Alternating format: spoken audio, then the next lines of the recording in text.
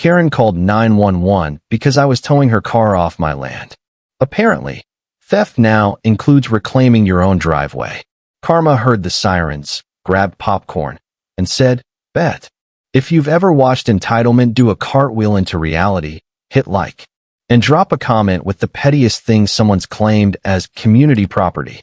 I need material for my next eye-roll workout. I'm Ben, owner of a half-acre slice of gravel and grit paradise at the edge of town. It's not fancy, but it's mine. A workshop that smells like sawdust and stubbornness, a garden that grows tomatoes and rumors, and a driveway wide enough for my truck, my trailer, and apparently, Karen's beige SUV whenever her aura demanded VIP parking. Karen isn't an HOA. She's a one-woman bureaucracy with bangs. First week after she moved in, she tapped my mailbox with a ruler and told me it was defiantly high. I told her it was exactly tall enough to receive your complaints. She didn't laugh. She rarely does. Smiling would crack the lacquer. The parking started small. Just 5 minutes, she said, sliding her SUV across my gravel like a walrus on a yoga mat. 5 minutes turned into afternoons, which matured into evenings, which bloomed into her telling her book club this was overflow. My driveway became a pop-up valet for people named Diane who weaponized banana bread. I tried adulting. Polite note under the wiper. Private property, please don't park here. She returned it in my mailbox with corrections in red pen and a sticker that said be neighborly. I posted a sign, clean, legal, ordinance cited, reflective letters big enough to read from orbit. She responded by printing fake community guidelines and taping them to my fence. The guidelines had clip art. Clip art, like tyranny with a bow. So I documented. Dates, times, photos. The day she blocked my trailer hitch. The morning she arranged my trash bins into what I can only describe as a passive-aggressive Stonehenge. I called the city to double-check. Private land plus posted sign plus tow contract equals I can reclaim my gravel. Yes, said the clerk, sounding like a man who'd seen things. I signed up with a tow service and slept like a person who owns a plan. It took 3 days. Thursday, 6:40 a.m. dew on the grass. Air tasting like cold metal. Sparrows gossiping in the hedge. My shed delivery is scheduled for 8. At 6:41, Karen's SUV slides in and kisses my gate, blocking the path like a beige chastity belt. I watch it happen from my porch, mug of coffee in hand, the steam spelling, told you so. I dial the tow company. Be there in 15, the dispatcher says. The truck arrives with the softness of destiny. The driver, a quiet guy named Ron with forearms like a Greek column, nods at my sign, snaps his photos, and drops the hook. Chains clink. Hydraulics sigh. Sun catches the chrome and throws a little halo onto the gravel. It's beautiful. Enter Karen, stage left, still in a bathrobe the color of overpriced oatmeal, holding a travel mug that smells like vanilla and judgment. Her eyes lock on the lift. Her mouth opens into a perfect O of opera and outrage. What do you think you're doing? She asks, in the tone of a queen discovering peasants. Returning my driveway to factory settings, I say, that's my CAR. On my land. She sputters. The stare arrives, her signature move. I give it an A for effort and an F for results. Ron keeps working, calm as a pond. The SUV's front wheels rise like they've decided to repent. This is illegal, she shrieks, pulling out her phone. I'm calling 911. You are stealing my vehicle. Please do. I say, stepping aside so the emergency can see me better. Ask for the private property, properly posted, contract with tow company department. She dials, narrating like she's auditioning for a podcast. Yes, emergency. He's abducting my car with some kind of machine. Yes, a large one. She paces, robe flapping like an angry pelican, sloshing vanilla across my gravel. I sip my coffee. It tastes like justice. Ron lowers the truck just enough to secure the rear. He mutters, she parked across your gate? That's brave. I nod. Brave, yes. Also, not bright. Then, faint at first, I hear it, the distant whoop of a siren warming up, stitching the morning quiet with red and blue thread. Karen flashes a victorious smile, the kind you wear before reality taps you on the shoulder. I straighten the sign on my fence, wipe a drop of coffee off the toe-enforced line, and smile back. That's when Karma cleared her throat. Sirens cut the morning like a zipper. One cruiser rolls up, then a second, because apparently my driveway is a two-officer situation now. The first officer steps out with a mustache that looks unionized. The second has the calm of someone whose coffee hasn't kicked in yet. Karen sprints to them, robe flapping, mug sloshing vanilla across my gravel. Officer, he's stealing my car. She points at Ron like he's a dragon, and the tow truck is medieval siege equipment. Morning, Mustache says. Whose property is this? Mine. I answer, and point to the sign.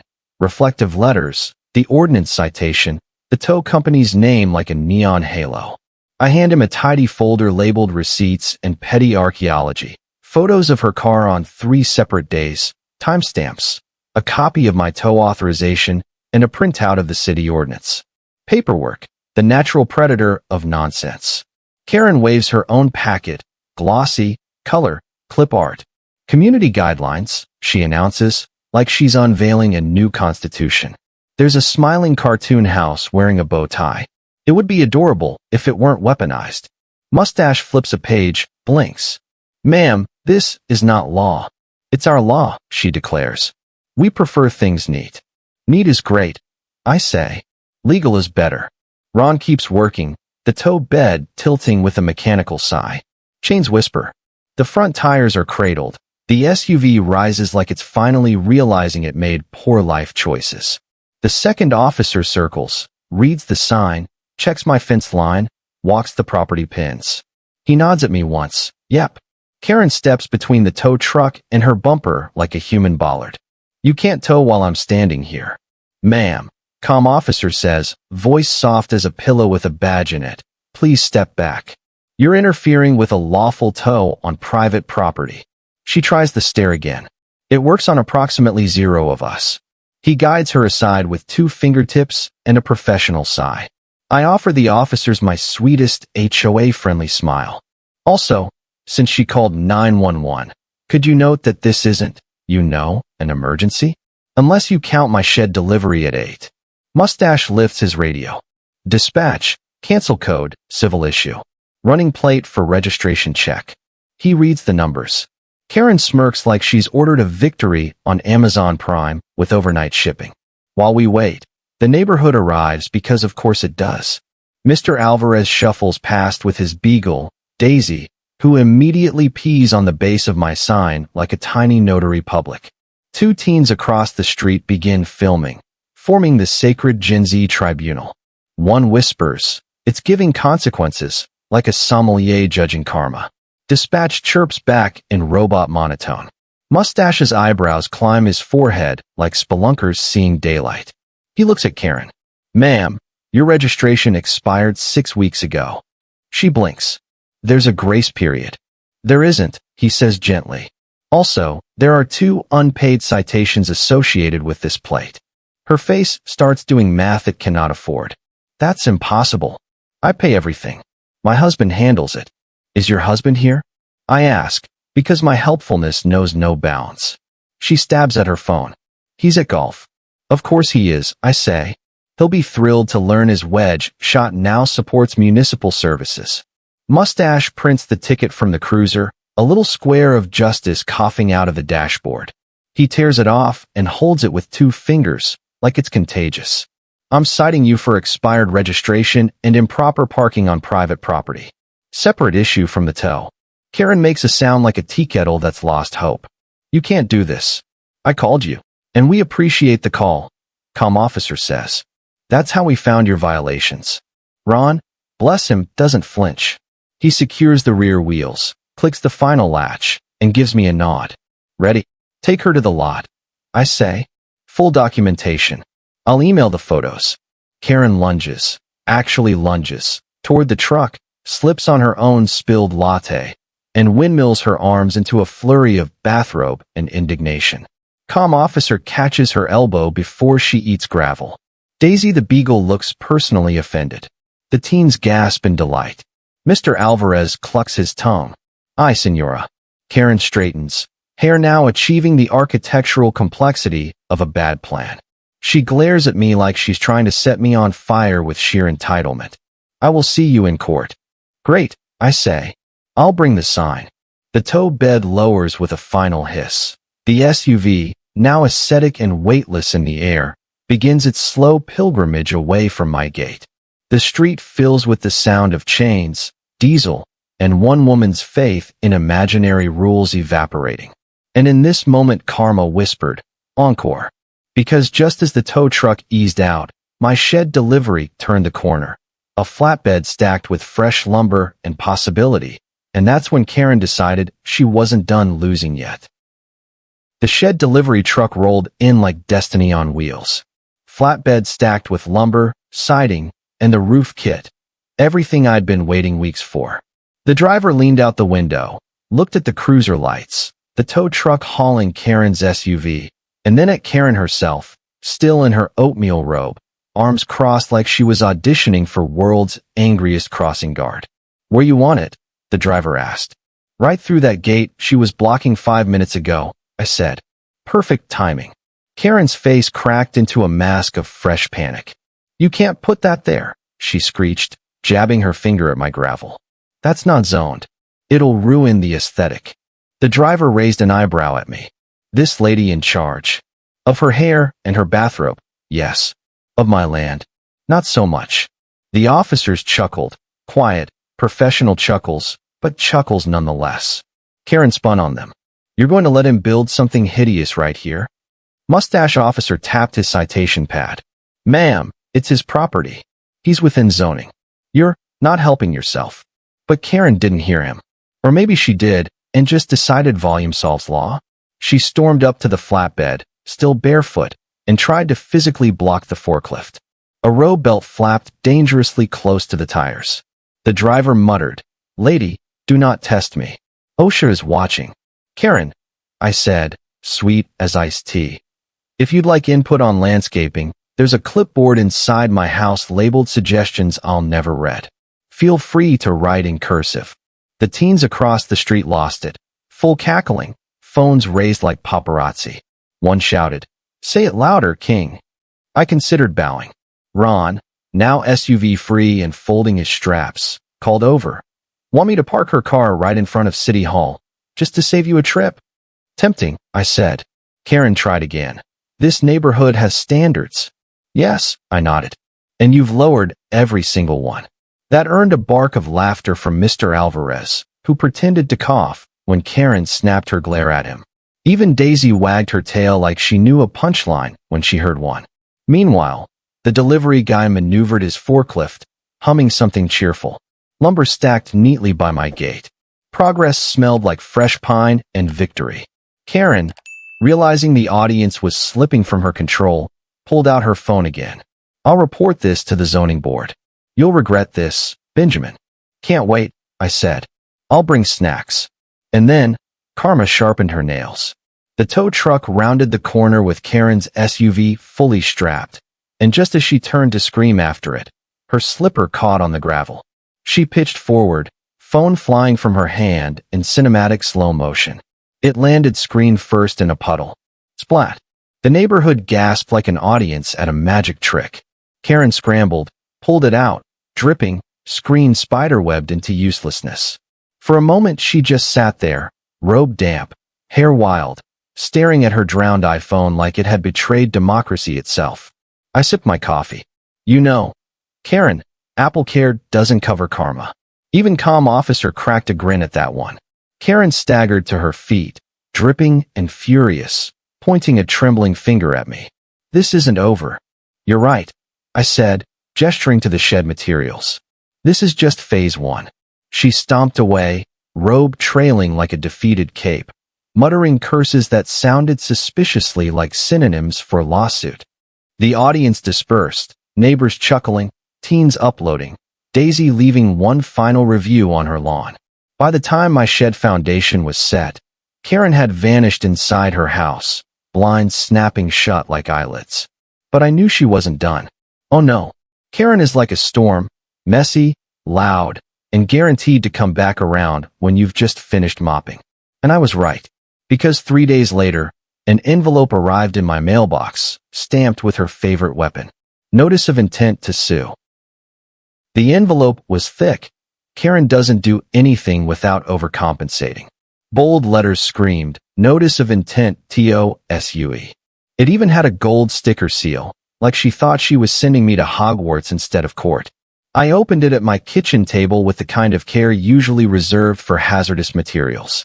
Inside, 23 pages of single-spaced fury, clip art borders, headings in Comic Sans, and, I kid you not, a watermark of scales of justice. If drama could print itself, this was it. Highlights included: emotional damages suffered due to witnessing unlawful theft of personal property. Translation: she saw her car legally towed. Devaluation of neighborhood due to ugly shed construction. The shed wasn't even built yet. The wood pile was apparently offensive. Harassment by sarcastic comments made in the presence of minors. I assume she meant the teens filming. Sorry, Karen, sarcasm isn't a felony. The piece de resistance was a demand, $25,000 for reparations. Reparations for what? My gravel daring to exist without her SUV on it? I laughed so hard I choked on my coffee. Once I recovered, I called my cousin Mel, paralegal, paperwork wizard, and recreational Karen hunter. She flipped through the lawsuit with professional glee. Ben, she said, this isn't a lawsuit. It's fanfiction, and bad fanfiction at that. What should I do? Frame it, she said. Then let me draft a response. Her official reply was 2 pages of calm, brutal clarity, citing property law, towing ordinances, and ending with the glorious phrase, your letter has no legal merit. Cease and desist. We mailed it certified, just so Karen had to physically sign for her own humiliation. 2 days later, I heard it, her shriek echoing across the neighborhood like a kettle left on the stove. Curtains twitched. Neighbors smiled. The teens posted a TikTok titled, When Your HOA is Just One Lady. It went mildly viral. Karen, of course, doubled down. She started a campaign. Flyers appeared in mailboxes warning of unsanctioned construction. She printed them in color, with a blurry photo of my lumber pile and the words "Say No to Property Devaluation." She even held a community meeting in her driveway. For people showed up, 2 of her book club friends, a guy looking for free cookies, and Mr. Alvarez, who came purely for the spectacle. Daisy the Beagle marked the refreshment table twice. I didn't attend, but I did stroll past on my way to the store. Karen was mid-rant, holding a poster board with graphs that looked suspiciously stolen from Excel. We must stand together against reckless development, she cried. Reckless development? I asked. Karen, it's a shed, not a shopping mall. Her audience giggled. Even her own book club friends exchanged looks like, yeah, this is too much. I tipped my hat. Don't worry, Karen. I'll make sure the shed matches your SUV. Beige and expired. That earned actual applause from Alvarez. Karen's face went the shade of an overripe tomato. The next morning, she escalated. Again, this time with actual paperwork. A court summons landed in my mailbox. Small claims court. Date set. Her versus me. Mel grinned when she saw it. Perfect. Judges love this. Bring your receipts. She's walking into a buzzsaw. And so, a week later, I walked into small claims court with a binder thick enough to stun an ox. Photos. Tow contract. Ordinance printouts. Mel's notes. Karen swept in behind me, armed with her clip art binder and the kind of confidence only ignorance can supply. She strutted to her table, chin high, like this was her victory lap. Spoiler, it wasn't. Small claims court looked less like law and order and more like a dentist's waiting room with better acoustics. The judge, mid-50s, glasses perched halfway down his nose, gave off the aura of a man who's heard every dumb argument humanity has to offer. Karen was about to test that theory. She marched up in a blazer so beige it looked like it was actively trying to blend into the wall. Her clip art binder thudded onto the table, a shrine to delusion. She opened with confidence, voice quivering like a karaoke singer who thinks she's on key. Your Honor, the defendant, she gestured at me as though saying defendant made me less of a landowner, has engaged in repeated harassment, unlawful towing, and construction that diminishes the value of our community. I leaned back, folded my arms, and let her cook.